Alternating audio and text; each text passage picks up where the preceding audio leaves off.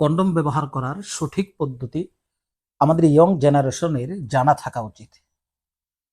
শরীর দৃষ্টিকোণ থেকে এর কতটুকু অনুমতি আছে, প্রোটেকশন নেওয়া কতটুকু সঠিক, এই বিষয়গুলো আমাদের জানা থাকা দরকার।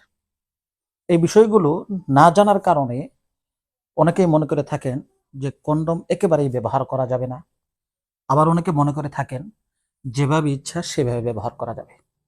শরীয়ত আমাদেরকে প্রত্যেকটা জিনিস ব্যবহারের পদ্ধতি শিখিয়েছেন। একটা কথা ভালো করে মনে রাখবেন, বিশেষ অবস্থায় কিছু শর্তের উপর ভিত্তি করে কন্ডম ব্যবহার করার অনুমতি শরীয়ত দিয়ে থাকে। সম্মানিত সুধী, যারা নতুন বিবাহ করেছে তারা প্ল্যান করে যে 1 বছর কিংবা 2 বছর বাচ্চা নেব না, লাইফটা এনজয় করব। এই লাইফ এনজয় করার চক্করে পড়ে তারা প্রোটেকশন নেয়, বিভিন্ন রকমের ওষুধ সেবন করে।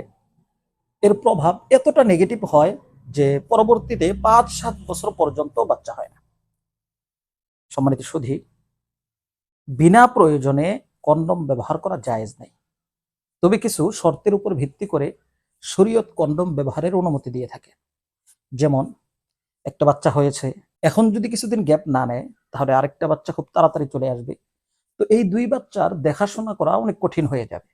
এক্ষেত্রে কিছুদিন কন্ডম ব্যবহার করা যেতে পারে। এমনই ভাবে স্ত্রী অসুস্থ, এক্ষেত্রে কিছুদিন কন্ডম ব্যবহার করা যেতে পারে। এমনই ভাবে যমজ বাচ্চা হয়েছে, এখন যদি কিছুদিন গ্যাপ না নেয় তৃতীয় আরেকটি বাচ্চা হয়ে যাবে। এখন 3 বাচ্চার দেখাশোনা করা মায়ের জন্য খুব কঠিন হয়ে যাবে। এক্ষেত্রে কিছুদিন গ্যাপ নেওয়ার জন্য কন্ডম ব্যবহার করা যেতে পারে। অথবা ডাক্তার বলেছে যে স্ত্রী খুব দুর্বল, 2-3 বছর বাচ্চা ধারণ করার ক্ষমতা রাখে না, এক্ষেত্রে কন্ডম ব্যবহার করা যেতে পারে। সম্মানিত সুধী, আল্লাহ পাক রব্বুল আলামিন আমাদেরকে সঠিকটা জানার এবং তার উপর আমল করার তৌফিক দান করুন।